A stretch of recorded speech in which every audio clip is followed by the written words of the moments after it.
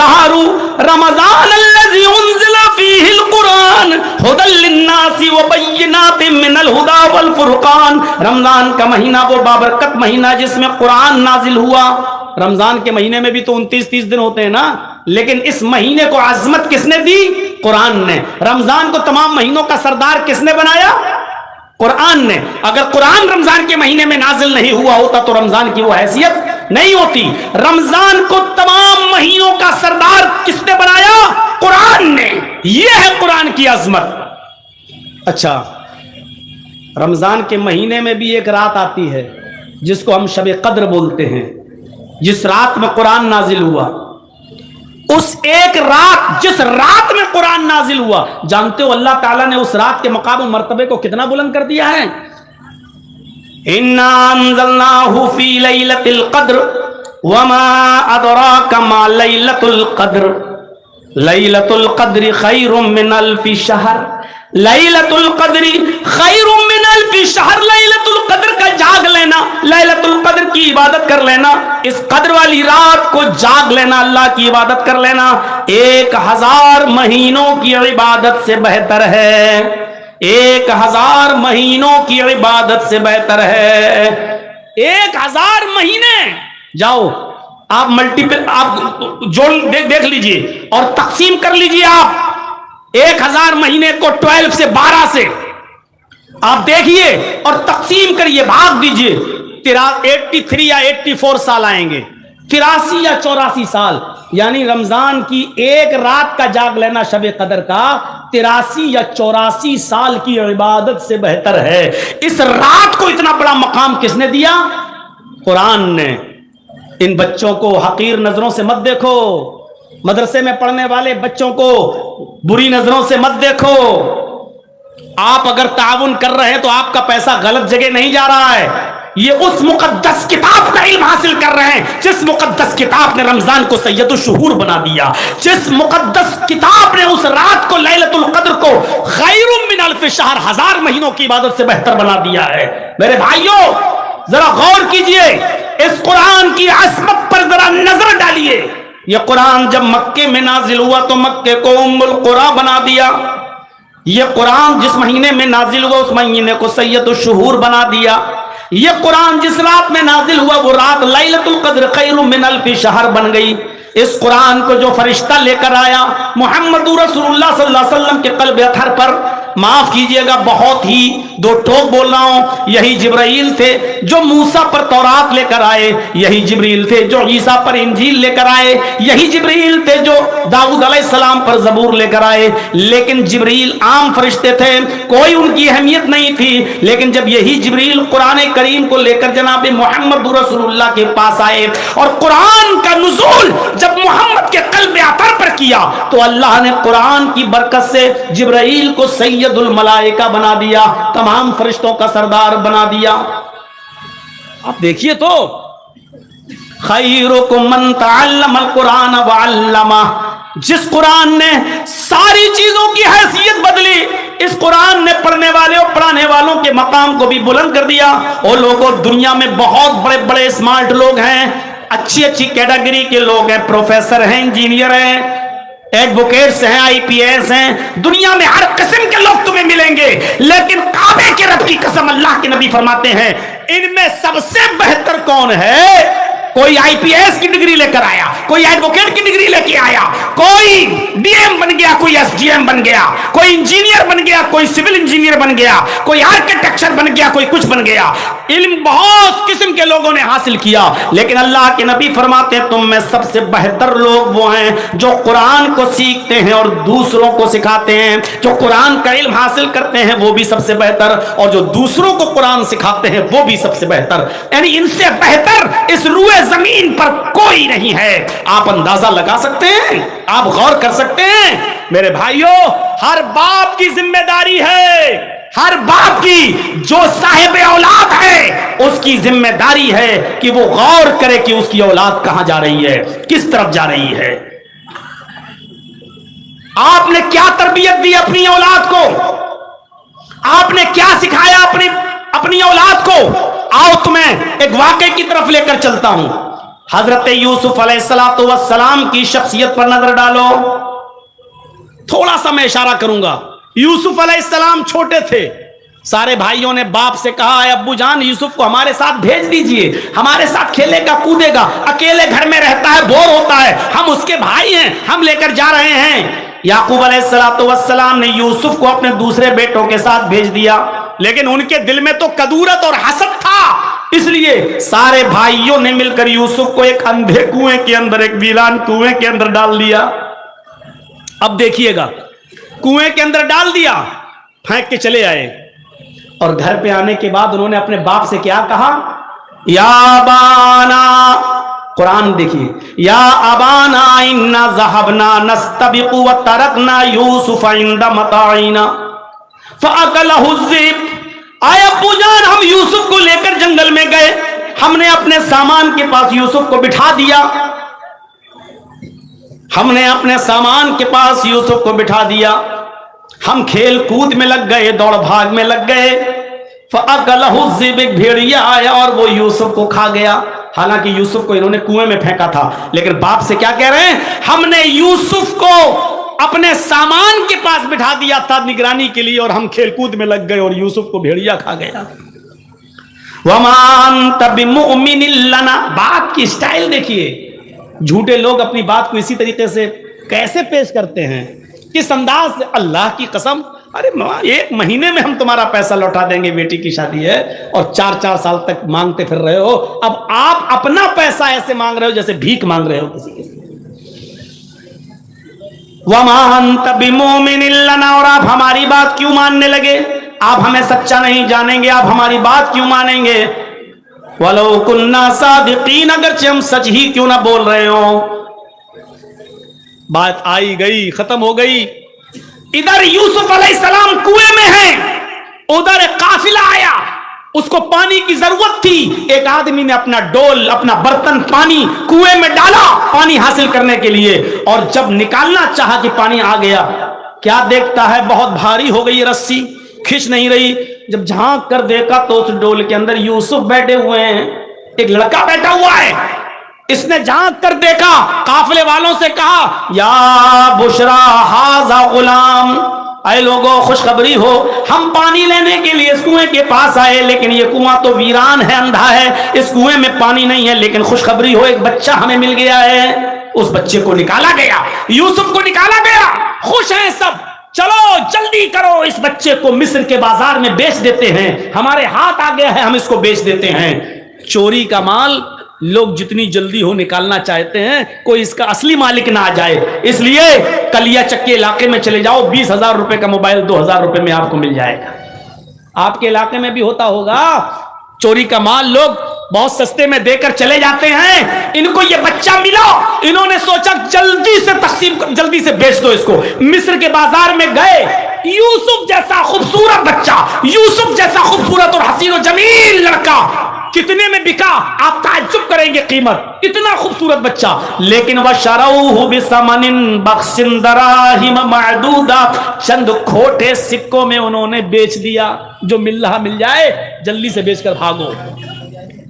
قرآن نے قیمت بتائی, قرآن نے یوسف کی قیمت بتائی. کتنے میں بیچا یوسف علیہ السلام کو, وَشَرَوْهُ بِثَمَنٍ بَخْسٍ دَرَاهِمَ مَعْدُودَةٍ, چند گھسے پٹے, چند کھوٹے سکوں میں بیچ دیا, یعنی معمولی رقم میں بیچ دیا. لو, اور جو مل گیا لے کے چلے گئے. یوسف علیہ السلام کو کس نے خریدا, بادشاہ مصر نے. چاہتا تو لمبی رقم دے سکتا تھا, لیکن نہیں, چند سکوں میں خرید لیا اور یوسف کو اپنے گھر لایا. اور جب لایا تو اپنی بیوی سے کہا کھلاؤ پلاؤ پال پوس کے بڑا کرو, ہمارے پاس کوئی اولاد نہیں ہے, یہ یوسف, یہ آگے چل کر یہ بچہ ہمارا بیٹا, ہم اس کو بیٹا بھی بنا سکتے ہیں, یہ ہمیں کوئی فائدہ ضرور پہنچائے گا. ادھر بادشاہ مصر کی بیوی اس بچے کی دیکھ ریکھ کرنے لگی, کھلانے پلانے لگی, پال پوس کر بڑا کرنے لگی. اور جب پال پوس کر بڑا کر دیا اور یوسف جوان ہو گئے, بالغ ہو گئے, تو یہ بادشاہ مصر کی بیوی کا دل ہی یوسف کے اوپر آ گیا. اب منظر دیکھیے, یوسف علیہ السلام پر دل آ گیا, بہلانے لگی, پھسلانے لگی, اپنے قریب لانے کی کوشش کرنے لگی. لیکن یوسف علیہ السلام بچے رہے, بچے رہے. اب یہ چرچا عورتوں میں عام ہو گیا, پورے مصر کی عورتوں میں یہ چرچا ہو گیا. اور عورتیں کہنے لگیں واہ یوسف کو دیکھو, بادشاہ کی بیوی کو دیکھو, عزیز مصر کی بیوی اپنے غلام کو دل دے بیٹھی, اس کے ساتھ غلط کام کرنا چاہتی ہے. عورتوں میں چرچا ہو گیا. عورتوں میں چرچا بہت خطرناک ہوتا ہے اور بہت جلدی ہوتا ہے. اگر آپ کو کسی چیز کو بہت جلدی فیمس کرانا ہو اور کسی چیز کو کا بہت جلدی پرچار کرانا ہو تو ایک دو عورتوں کو بتا دیجئے, شام تک پورے محلے کو خبر ہو جائے گی. ایک آدمی تھا بیچارہ, اس شوہر وہ ایک تربوز کاٹ کے لایا, تربوز, اور اس نے دوپٹے میں لپیٹ لیا. دوپٹہ جانتے ہیں نا عورتیں جو اڑتی ہیں, اس دوپٹے میں لپیٹ لیا. تربوز لال تھا تو دوپٹہ لال ہو گیا اوپر سے. اب وہ جب گھر میں گھسا تو بیوی نے کہا اے کیا ہے اس میں؟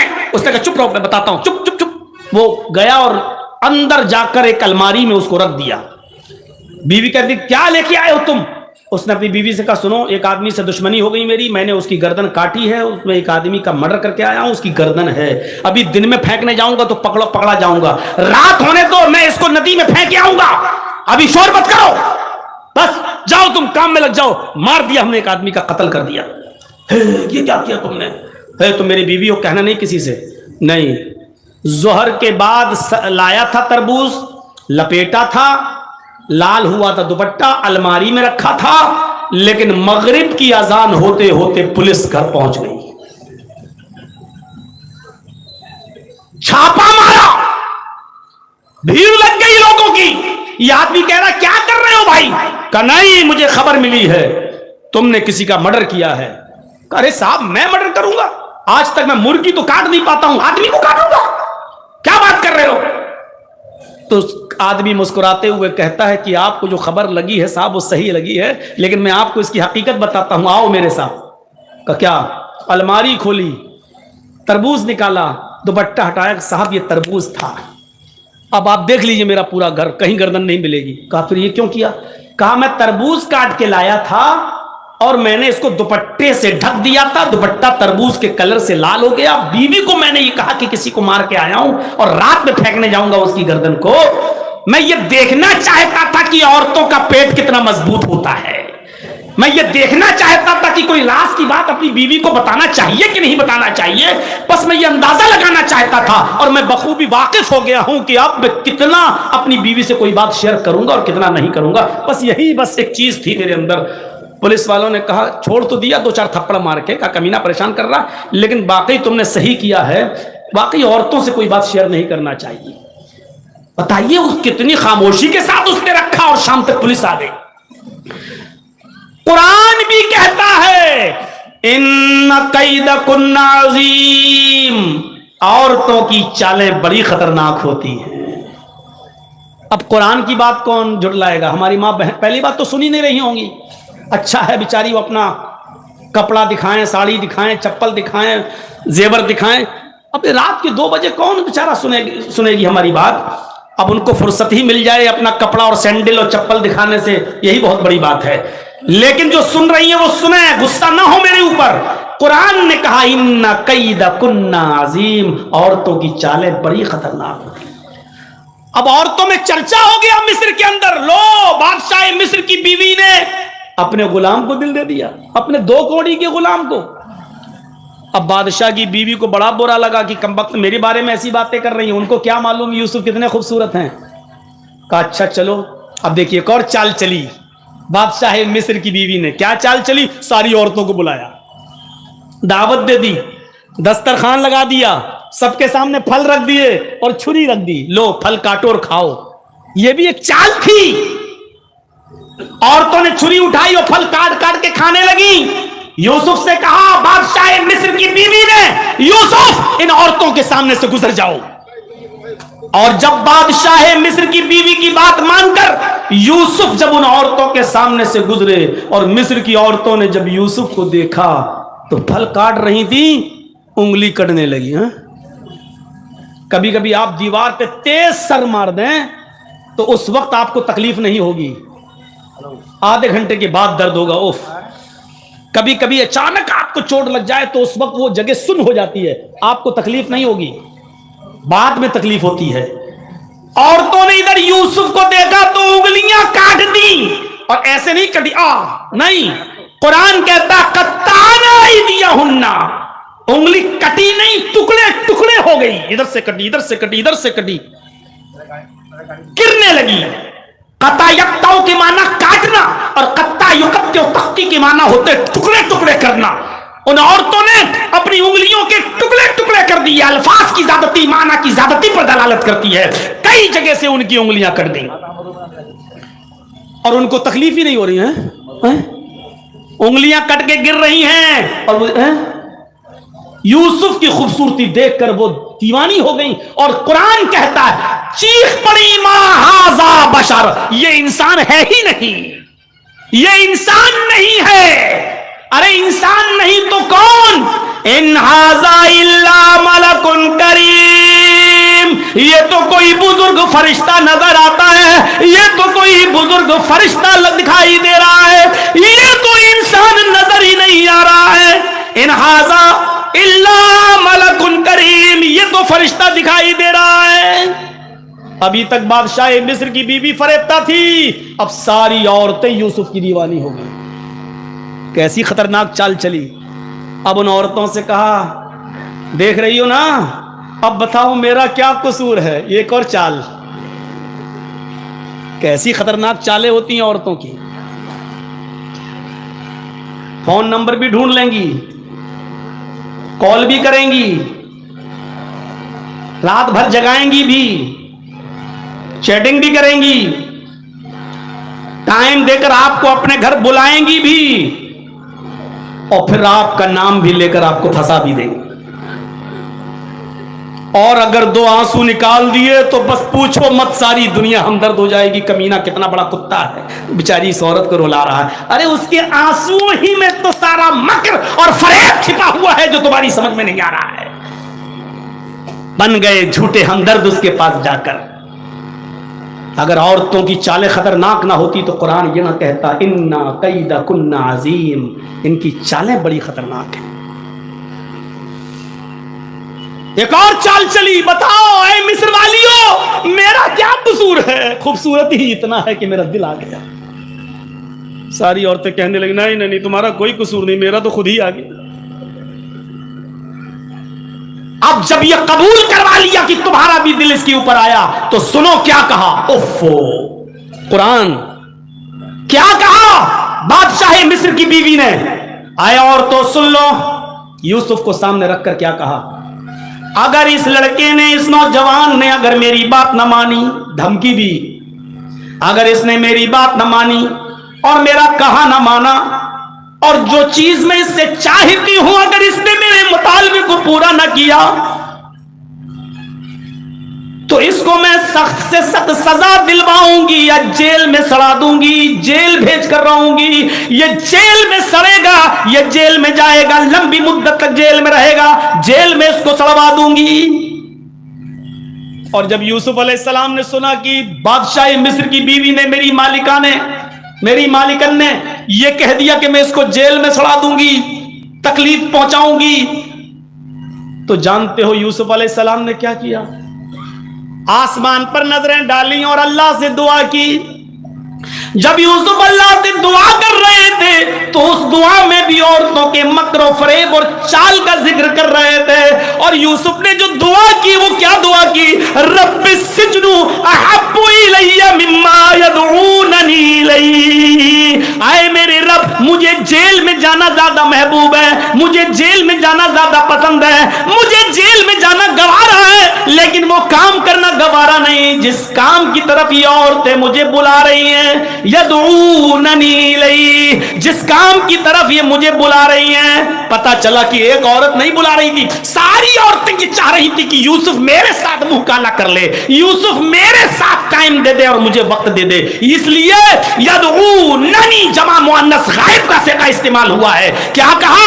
اے اللہ مجھے جیل میں جانا زیادہ پسند ہے، مجھے جیل میں سڑ جانا پسند ہے، مجھے جیل کی زندگی گوارا ہے، مجھے جیل کھانا پسند ہے، لیکن وہ کام کرنا پسند نہیں ہے جس کام کی طرف یہ عورتیں مجھے بلا رہی ہیں اور مجھے دعوت دے رہی ہیں۔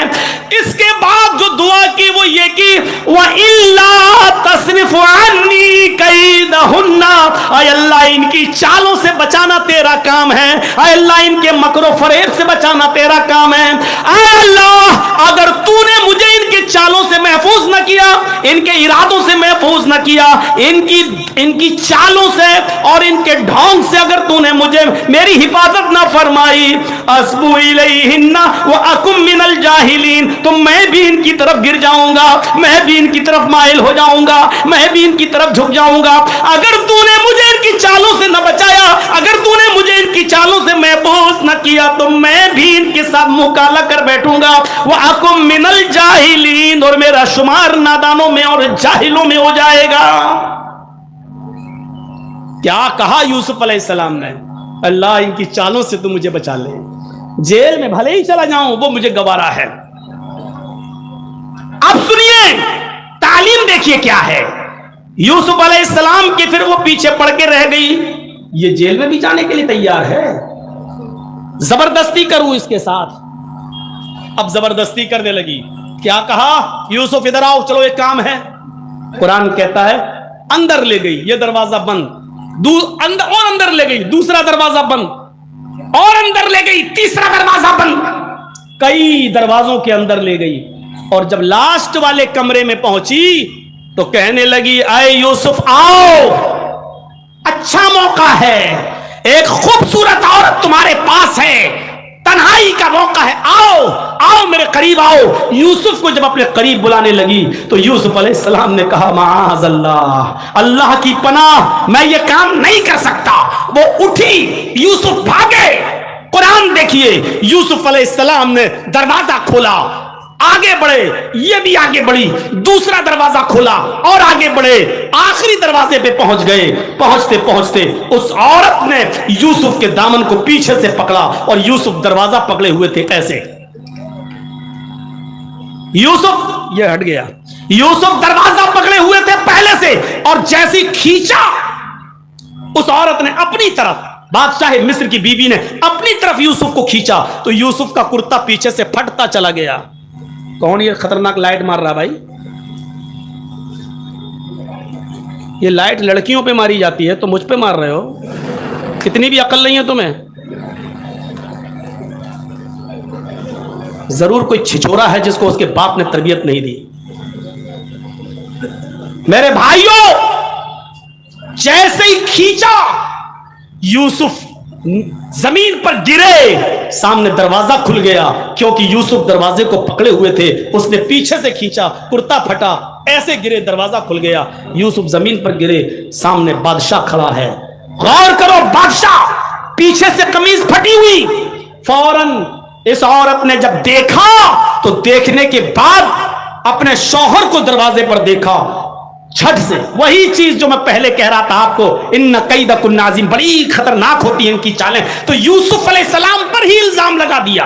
देख रहे हैं आप, अंदर ले गई बादशाह मिस्र की बीवी, दरवाजे बंद किए बादशाह मिस्र की बीवी ने, यूसुफ को बुलाया बादशाह की बीवी ने, लेकिन जब पकड़ी गई चोरी तो सामने बादशाह खड़ा है और बादशाह मिस्र की बीवी कहती है, जो तुम्हारे अहल के साथ, बीवी के साथ गलत काम के इरादे से अंदर घुस जाए, कपड़े तक फट जाएं, ऐसे शख्स की सजा क्या होनी चाहिए। बिलाखिर उस यूसुफ अलैहिस्सलाम को तोड़ मरोड़ कर इल्जाम लगाकर जेल के अंदर भिजवा दिया।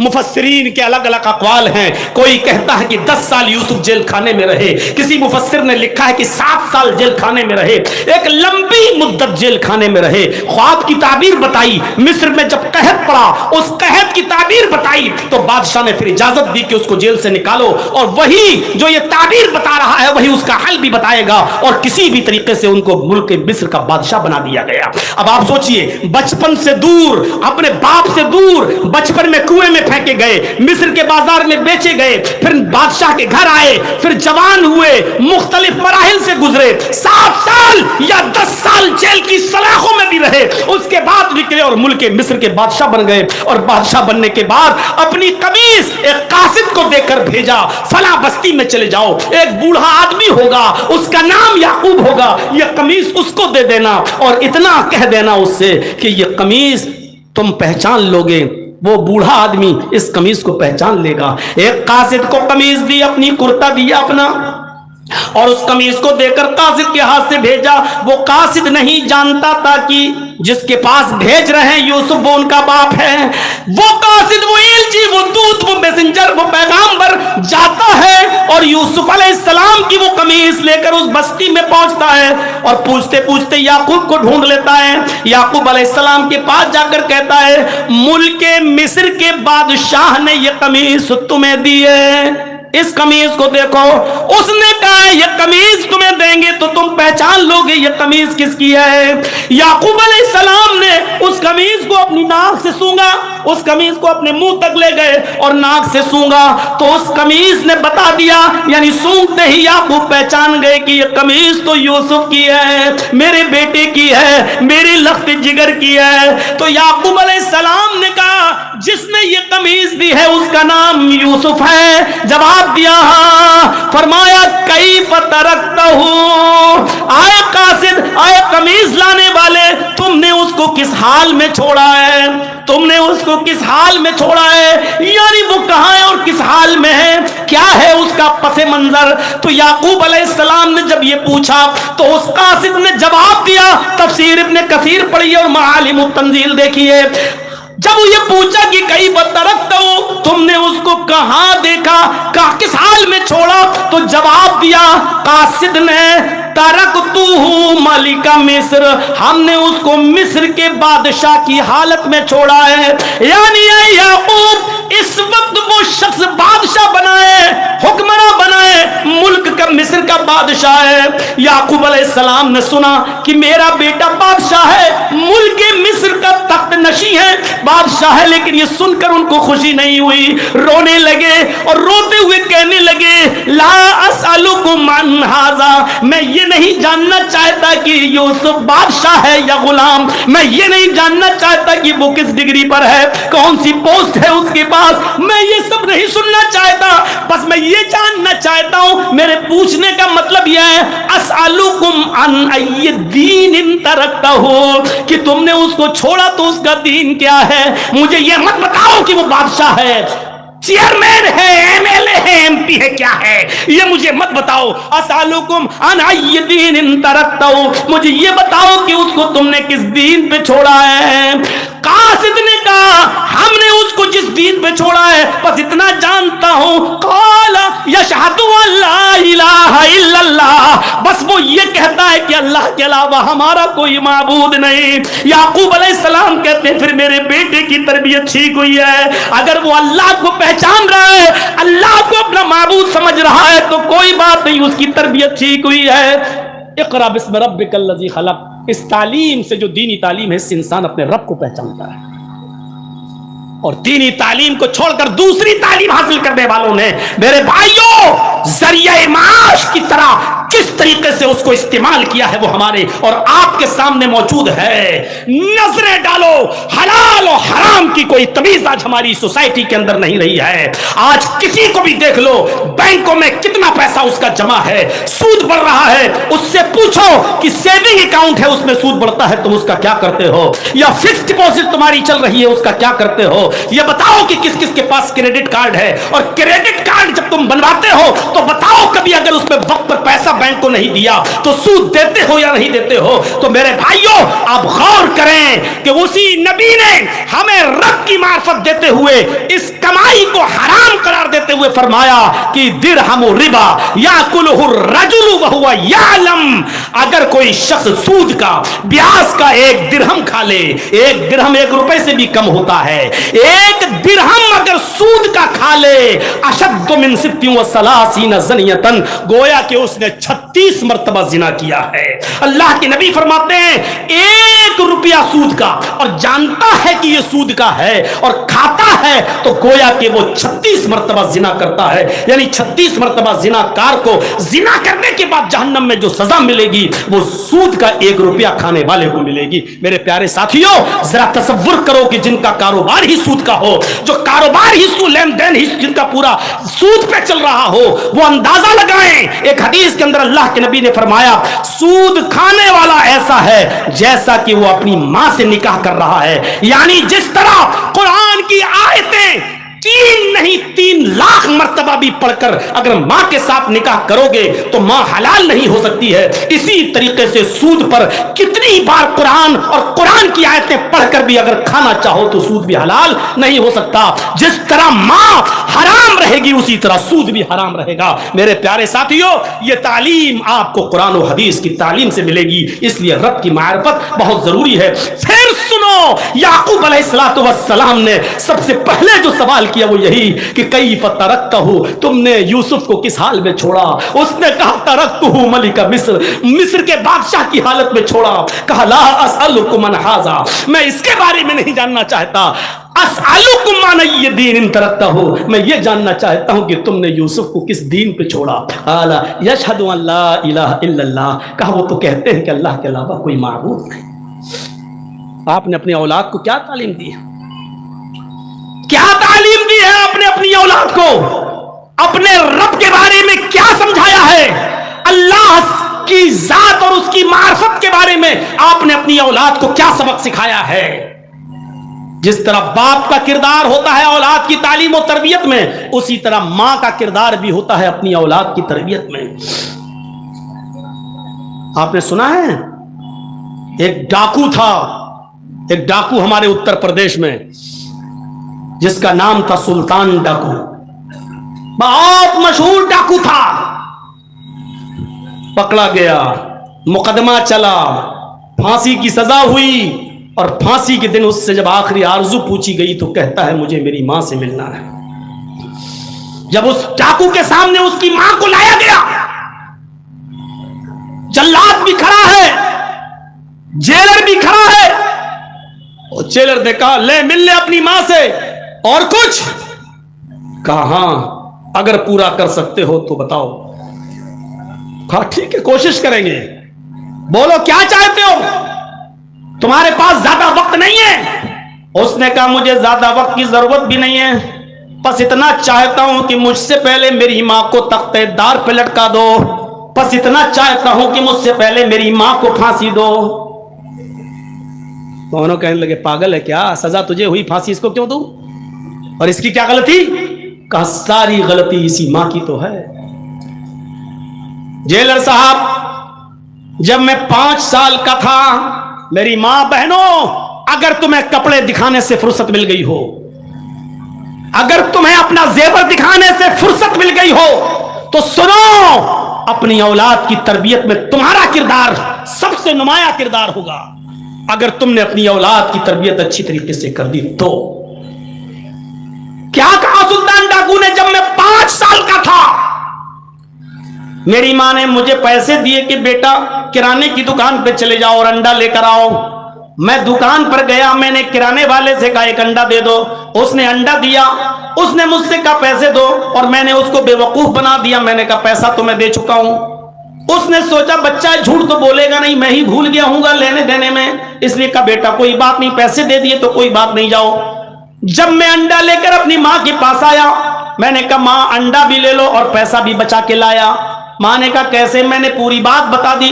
दुकानदार ने कहा पैसे? मैंने कहा दे तो दिए। उसने भी कहा दे दिए होंगे। अच्छा ठीक है, मैं ही भूल गया बेटा, कोई बात नहीं। मां ने मुझे सीने से लगाया जेलर साहब, और मेरी पीठ थपथपा के कहा बेटे इस गरीबी में तुमने एक टाइम का खाने का इंतजाम कर दिया, अब ये पैसा शाम के खाने के काम आ जाएगा, ये पैसे में शाम की सब्जी आ जाएगी। जेलर साहब, उसी दिन से मेरा हौसला बढ़ता है, उसी दिन से मेरा हौसला बढ़ता है। मैं छोटी मोटी चोरियां करके लाने लगा और मेरी मां मुझे पीठ थपथपाने लगी। फिर मैं बड़ी बड़ी चोरियां करने लगा और फिर बड़ा होता गया, फिर एक बहुत बड़ा डाकू बन गया। फिर सरेआम लूट करने लगा और जो माल नहीं देता था उसका मर्डर करने लगा, खंजर से, छुरी से, चाकू से उसको मारने लगा। किसी का कत्ल कर देना मेरे लिए मामूली बात हो गई, बस मुझे माल चाहिए। अगर आसानी से कोई दे देता तो ठीक है, नहीं देता तो उसको कत्ल करके मैं उसका माल छीन लेता था। जेलर साहब, मैं पकड़ा गया, मुकदमा चला और मुझे फांसी की सजा सुनाई गई और आज मुझे फांसी दी जा रही है। अगर मेरी माँ ने उसी वक्त, जिस वक्त मैं अंडा लेकर आया था और पैसा मैंने अपनी माँ के हाथ में दिया था, उसी वक्त अगर मेरी माँ ने मेरे गाल पर एक थप्पड़ मारा होता और मुझे पकड़कर दुकानदार के पास ले गई होती और पैसा मेरे सामने दुकानदार को वापस करके कहा होता, भाई मेरे बेटे से गलती हो गई है, मैंने इसको सजा दी, पैसा तुम्हें देकर नहीं आया था, ये लो पैसा, अगर उसी वक्त इसने मुझे थप्पड़ मारकर पैसा वापस कर दिया होता तो उस थप्पड़ के असर से मैं इतना बड़ा चोर और डाकू नहीं बनता। मुझे इस मंजिल तक और इस मकाम तक पहुंचाने वाली मेरी माँ है। अगर मुझे फांसी दी जा रही है तो मुझे फांसी के तख्ते पर पहुंचाने वाली माँ को जिंदा कैसे छोड़ा जा रहा है? मेरी माँ, मेरी बहनों, अगर तुमने मेरी बात सुनी है तो अंदाजा लगाओ एक औरत का किरदार क्या होता है। इसने अपनी बच्चे को कैसी तरबियत दी और बच्चा क्या बन गया। और इसके बरअक्स दूसरा वाकया आपके सामने आना चाहिए। शेख अब्दुल कादिर जिलानी बगदादी रहमतुल्लाह अलैह का, जिनको आज मुसलमानों का एक बहुत बड़ा तबका पीराने पीर कहता है, पीराने पीर, बल्कि उनको दस्तगीर तक कह देता है। दस्तगीर, जानते हो दस्तगीर किसको कहते हैं? अल्लाह को गिरने से बचाने वाला दस्तगीर। अल्लाह ताला के बारे में अकीदा है इनका कि वो आ रहा था, मुझे दिखा रहा था छठा आसमान, सातवां आसमान, चौथा आसमान, अचानक अल्लाह का पैर फिसला, करीब था कि अल्लाह गिर जाए, करीब था कि अल्लाह गिर जाए, मैंने हाथ पकड़कर उनको खींच लिया। उस दिन से नाम पड़ गया अब्दुल कादिर दस्तगीर। अल्लाह फिसल गया, अल्लाह गिर गया, और अल्लाह को गिरने से बचाने वाले कौन थे? अब्दुल। जिनके अकीदे ये हों उनसे क्या तवक्को रखी जाएगी। अब्दुल कादिर जिलानी की उम्र जब 12 साल की थी तो ये काफिले वालों के साथ जा रहे थे। मां ने 40 अशरफियां इनके कुर्ते के अस्तर में सिल दी और कहा, बेटे तुम जा तो रहे हो, इनके साथ रहना, अलग मत होना, और याद रखना हालात कितने भी खराब हों, कितने भी नाजुक हालात हों, कितनी भी बुरी कंडीशन हो, कैसे भी हालात हों, लेकिन बेटे झूठ कभी मत बोलना। चाहे कितने बुरे हालात पैदा हो जाएं, तुम झूठ मत बोलना, हमेशा सच बोलना, झूठ मत बोलना। यह नसीहत करके मां ने अपने बेटे को, 12 साल के बच्चे को रुखसत कर दिया। यह काफिला रवा दवा हो गया, चलने लगा, और जब ये कहीं गुजर रहा था सहरा और जंगल से, वही डाकू छिपे हुए थे चोर, उन चोरों ने इस काफिले पर हमला कर दिया, सबका माल लूट लिया। इस बच्चे के पास से भी एक चोर गुजरा और कहने लगा, ए लड़के तेरे पास भी कुछ है?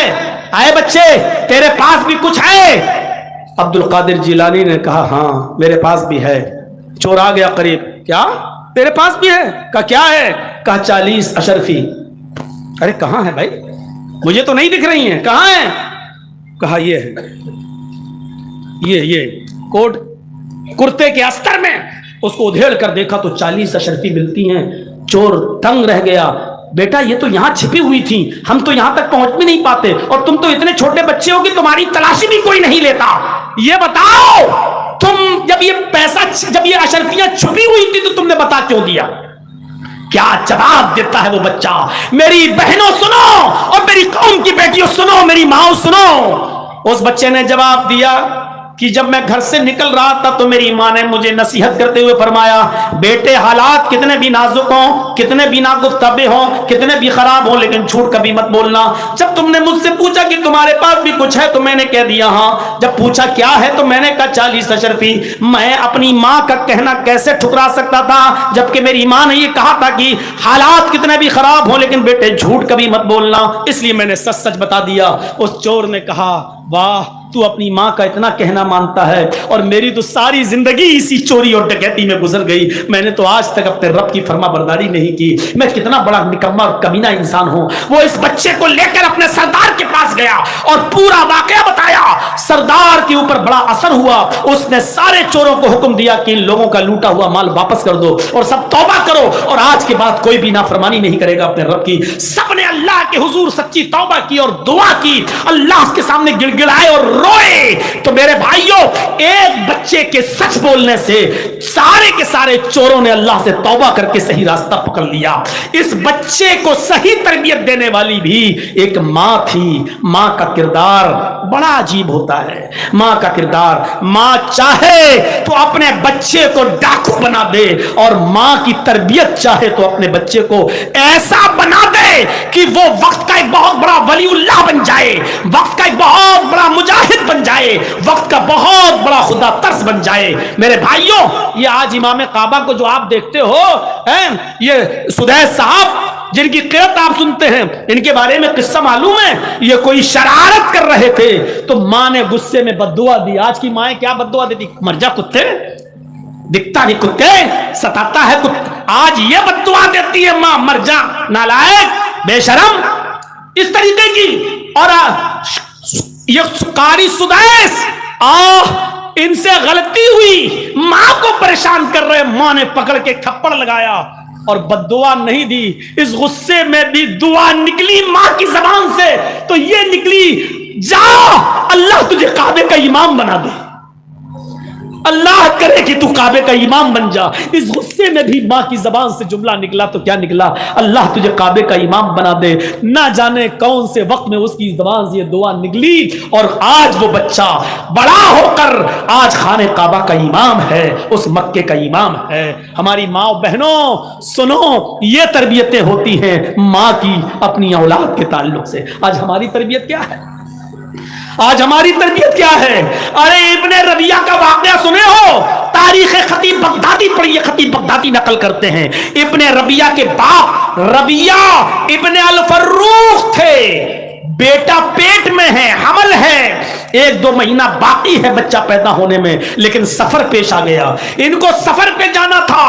20,000 دینار اپنی بیوی کو دیتے ہیں ربیعہ, اور کہتے ہیں کہ لو میں خرچے کے طور پر یہ 20,000 دینار دے کر جا رہا ہوں, مجھے آنے میں 2 مہینے بھی لگ سکتے ہیں, 1 سال بھی لگ سکتا ہے, سفر لمبا ہے, 2-3 سال بھی لگ سکتے ہیں, میں جا رہا ہوں. ربیعہ اپنی بیوی کو 20,000 دینار دے کر چلے جاتے ہیں, لیکن ربیعہ کو لوٹنے میں 27 سال لگ گئے. 1 سال نہیں, 2 سال نہیں, 3 سال نہیں, پورے 27 سال کے بعد ربیعہ ابن الفروخ جب لوٹ کر آئے تو اس زمانے میں یہ حدیث بھی ہے. اب تو خیر موبائل کا زمانہ ہو گیا ہے, آپ کہیں باہر سے ہیں تو اپنے گھر جانے سے پہلے فون کر دیں اپنی بیوی کو کہ میں آ رہا ہوں اور اس وقت تک گھر پہنچ جاؤں گا. جانتے ہو اپنے گھر میں اپنی بیوی کو یہ کہہ دینا ضروری ہے. کیوں؟ پتہ نہیں بیوی کس کنڈیشن میں بیٹھی ہو, اور آپ 1 مہینے 2 مہینے کے بعد سفر سے آ رہے ہو اور دیکھو کہ کچن میں گھسی ہوئی ہے سلوار, اور پراگندہ حال ہے, بال بکھرے ہیں, اور کچھ اس نے تیاری نہیں کی ہے, اور آپ گھر میں گھسو بڑے ارمانوں کے ساتھ, اور بیوی کا چہرہ سوچ رہے ہوگے کہ ملے گی ہیما مالنی, گھر میں گئے تو دیکھا چڑیل, اس کا چہرہ منہ. اب آپ کے غصے میں طلاق طلاق طلاق, کم بخت میں تو آیا ہوں سوچ کے کچھ اور تو بھوتنی بنی بیٹھی ہوئی ہے کیا؟ اسی لیے حدیث کے ایک لفظ پر غور کیجئے. اللہ کے نبی کہتے ہیں اطلاع کر دو. اس زمانے میں کہہ رہے ہیں کہ اطلاع کر دو. اور کوئی آدمی جب باہر سے آتا تھا تو اپنے گاؤں کی مسجد میں رک جاتا تھا, اور مسجد سے رک کر کسی کو بھیج کر کہتا تھا کہ تمہارے شوہر آ چکے ہیں, مسجد میں ہیں, کیا گھر میں آنے کی اجازت ہے؟ اگر بیوی اجازت دیتی تو شوہر گھر میں جاتا, اور بیوی نہیں دیتی تو وہ مسجد ہی میں رہتا. اتنی دیر میں بیوی اپنا میک اپ کر لے, بن سور کر تیار ہو جائے, تاکہ میرے شوہر کی نظر مجھ پہ پڑے تو وہ ہم کو اچھے انداز میں دیکھیں. اب زیادہ میں اس کو گھس پس کے نہیں, ورنہ غیر مسلم لوگوں نے بھی ہماری وہ خوب بنائی, وہ دیکھا تھا نا, وہ خوب کٹنگ چلی اس پر. وہ گھر میں رہتی ہو ایسے بن کر اور باہر جاتی ہو, اور میں نے کہا کہ جو عورت اپنے شوہر کے لیے بن ٹھن کے نہیں رہتی ہے, اس عورت کو یہ کہنے کا کوئی ادھیکار نہیں ہے کہ تم رات میں 12 بجے کیوں آتے ہیں. کتنا لوگوں نے اس پہ انسٹاگرام پہ چلایا, غیر مسلموں نے بھی اس میں 1-1 کروڑ روپیہ کمایا. میرے بھائیوں ذرا غور کرو, اس کو اتنا اچھالا اس کو کہ آج تمام, اب تو ٹرینوں میں جاؤ تو ٹوپی نہ لگاؤ تو غیر مسلم بھی پہچان لیتے مجھے. آپ کی شکل وہ لگ رہی ہے یوٹیوب والے مولانا لگ رہے ہیں آپ, وہی ہے نا. اب تو یہ حال ہو گیا ہے کہ اگر پینٹ شرٹ پہن کے بھی سفر کرو تب بھی لوگ پہچان لیتے ہیں. یہ صورتحال ہو گئی اب اس ویڈیو کے بعد سے. تو میرے بھائیوں, ربیعہ ابن الفروخ جب آئے مسجد میں ٹھہر گئے اور گھر خبر بھجوا دی کہ میں آیا ہوں 27 سال کے بعد، بتاؤ میں گھر پہ کب آ جاؤں؟ تو بیوی نے کہا کہ تم مغرب کی نماز کے بعد گھر پہ آنا۔ شوہر نے عصر کی نماز مسجد میں پڑھی، ایک خوبصورت نوجوان لڑکے نے نماز پڑھائی اور چلا گیا۔ مغرب کی نماز کے لیے وہی خوبصورت نوجوان لڑکا آتا ہے، اچھی قرات کرتا ہے اور بہترین انداز میں درس دیتا ہے، بہترین انداز میں درس دیتا ہے، اس درس میں لوگوں کو رلا دیتا ہے، سب کی آنکھوں میں آنسو آ جاتے ہیں۔ ربیعہ ابن الفروخ مسجد کے کونے میں جاتے ہیں، اپنے دونوں ہاتھوں کو اٹھا کر کہتے ہیں اللہ کاش تو نے مجھے بھی کوئی بیٹا دیا ہوتا، کاش تو نے مجھے بھی کوئی اولاد سے نوازا ہوتا، میں بھی اپنی اولاد کو، اپنے بیٹے کو ایسا ہی عالم بناتا، ایسا ہی حافظ بناتا، ایسا ہی قاری بناتا، آج اس کی زبان سے قرآن کے الفاظ سن کر میرا دل خوش ہوتا۔ اس نوجوان کی قرات اور تقریر سے متاثر ہے۔ تھوڑی دیر کے بعد پھر خبر آتی ہے آپ کی بیوی نے آپ کو گھر میں آنے کی اجازت دی ہے، اب آپ گھر جا سکتے ہیں۔ جیسے ہی ربیعہ ابن الفروخ گھر کی طرف جاتے ہیں، دروازے کو دستک دیتے ہیں، بیوی چھپی ہوئی ہے۔ بیٹے نے دروازہ کھولا جو اب 26 سال کا ہو چکا ہے، جب اس نے دروازہ کھولا تو سلام کیا ربیعہ ابن الفروخ نے، السلام علیکم۔ بیٹے نے جواب دیا وعلیکم السلام۔ ربیعہ نے بیٹے کو دیکھا کہ یہ وہی بچہ ہے جو مسجد میں عصر کی نماز پڑھا رہا تھا اور مغرب میں خوبصورت انداز میں قرات کر رہا تھا۔ ربیعہ چونکے اور پھر سوچا کہیں کرایہ دار تو نہیں ہے، کہیں کرائے کے مکان میں تو نہیں رہتا ہے۔ بیوی جو چھپی ہوئی تھی وہ باہر آتی ہے، کہتی ہیں ربیعہ یہ تمہارا بیٹا ہے ابن ربیعہ، یہ تمہارا لخت جگر ہے جس کو تم میرے پیٹ میں امانت سمجھ کر چھوڑ گئے ہو، یہ تمہاری امانت تھی، تمہارے جانے کے بعد 2 مہینے کے بعد یہ میں نے اس کی ولادت کی، پیدا ہوا، پھر میں نے اس کی اچھی تعلیم و تربیت کی۔ ربیعہ نے جب دیکھا کہ یہ میرا بیٹا ہے تو آسمان پہ نظریں ڈالی اور کہا اللہ میری دعا مانگنے سے پہلے ہی تو نے قبول فرما لی، اور میں جیسی اولاد چاہتا تھا وہ اولاد تو نے مجھے عطا فرمائی۔ پھر وہ دونوں میاں اور بیوی اپنے روم میں جاتے ہیں، اور جانے کے بعد شوہر نے کہا میری بیوی 20,000 دینار میں تمہیں دے کر گیا تھا، کچھ بچایا یا نہیں؟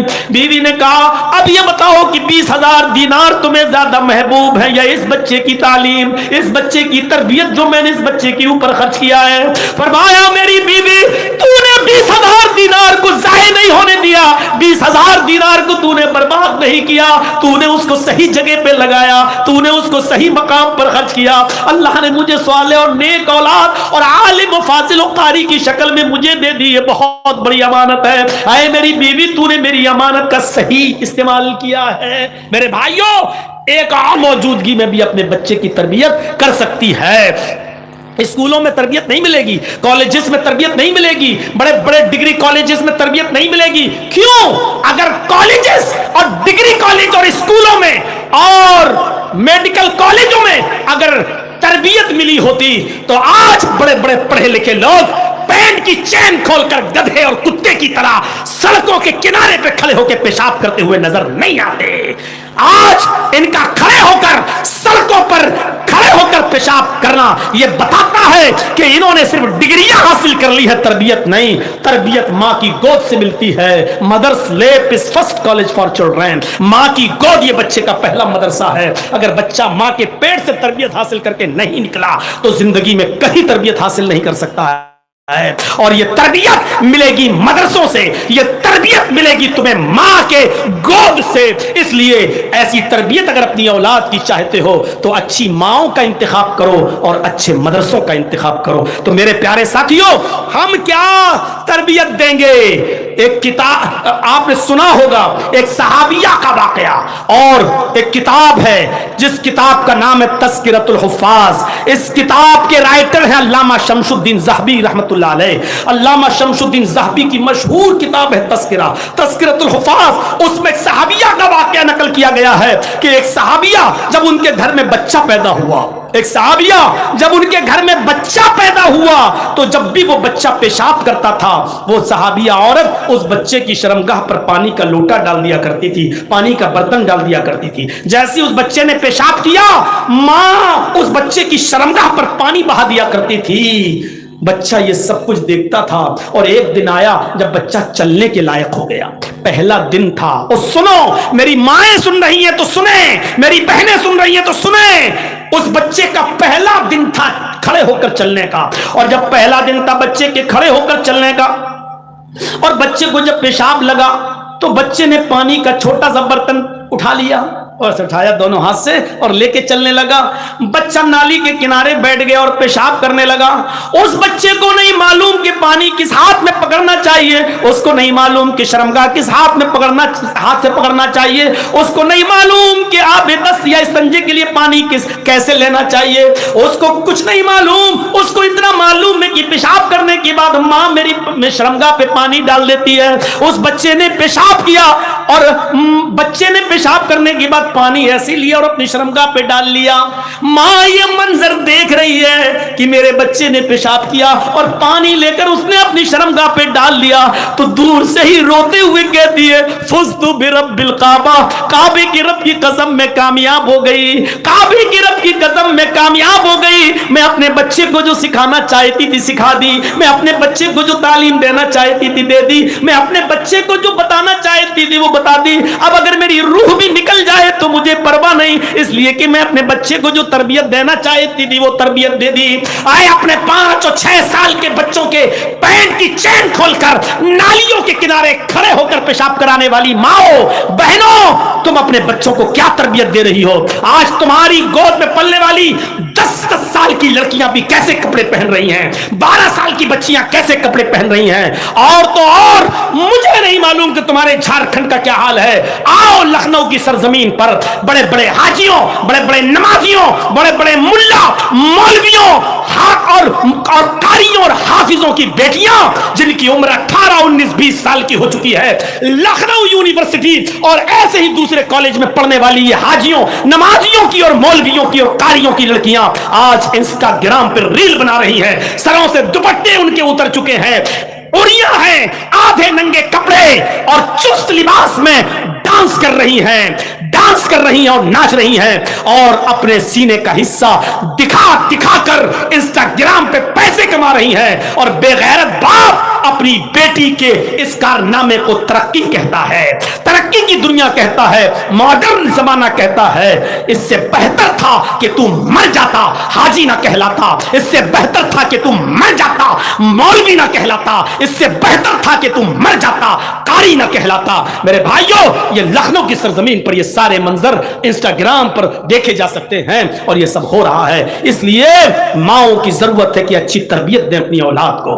दीनी जलसों के अंदर भी मेरे भाइयों, अभी जहां से हम आए और यहां तक मंजर देखिए आप, बुरके और ओढ़कर दुकानों पर कैसी भीड़ लगी हुई है और क्या क्या खरीदे जा रहे हैं, और एक एक दुकान पर कितनी औरतें और कितने मर्द। ये सारे मनाजिर जब दीनी जलसों में हो जाएं तो सोचिए आम हालात में क्या होता होगा और दूसरे मौकों पर क्या होता होगा। अच्छी तरबियत की जरूरत है। आज जरूरत से ज्यादा मैं चीख दिया, जरूरत से ज्यादा मैं चिल्ला दिया और जरूरत से ज्यादा पुराने अंदाज में मैंने आपके सामने खिताब भी कर दिया। हमारे शेख मोहतरम नाजिम साहब तो फजर तक कह रहे थे, हम पीछे से कह रहे थे कि एक मुकर्रिर को और दावत दे दो, और जब 2 बजे तक जगाया तो 1 घंटा और सही। तो मेरे भाइयों, हम 3 बजे बोल देंगे तो क्या फर्क पड़ता है, लेकिन अब 2 बजे से कहिए कि आप फजर तक बोलिए तो मेरे भाइयों अब वो ना स्टेमिना बाकी रही और ना वो 20 साल वाली पुरानी जिंदगी बाकी रही कि मेरी सबसे लंबी तकरीर 4.5 घंटे की जो अमीलों की सरजमीन पर मुबारकपुर पे हुई थी, 4.5 घंटे की, अब वो चीज नहीं रही। और फिर वो हफ्ते और 10 दिन में एक प्रोग्राम होता था महीने में, अब तो डेली प्रोग्राम है। इसलिए हमें अपने आप को भी बचा कर रखना है। आपसे गुजारिश है कि दीनी मदरसे आपके ताबन पे चल रहे हैं और झारखंड वालों तुम खुशनसीब हो कि तुम्हें यूपी की तरह कोई गवर्नमेंट नहीं मिली है, वरना मदरसे का चंदा करना तक मुश्किल होता और मदरसों की इंक्वायरियां बैठी होती और सुप्रीम कोर्ट में आज हलफनामे दाखिल कर दिए गए होते। आप खुशनसीब हैं कि आपके इदारे चल रहे हैं। आप इन इदारों का खुलकर और जमकर ताबन करिए ताकि इन इदारों से दीनी बच्चे निकलें, दीन के सिपाही बने और इस्लामिक टोइयां मारने वाली इस अंधी अकीदत वाली दुनिया के लिए निशाने इबरत बने और उनके लिए अच्छा मिजाज पैदा करें और दीनी तालीम का माहौल पैदा करें। बस यही चंद कलमात के बाद आपसे रुखसत होते हुए अल्लाह से दुआ करता हूं कि बार इलाह तो हमारी खताओं को माफ फरमा दे, हमारे गुनाहों को बख्श दे, हम जमीआ मुसलमानों पर रहम फरमा।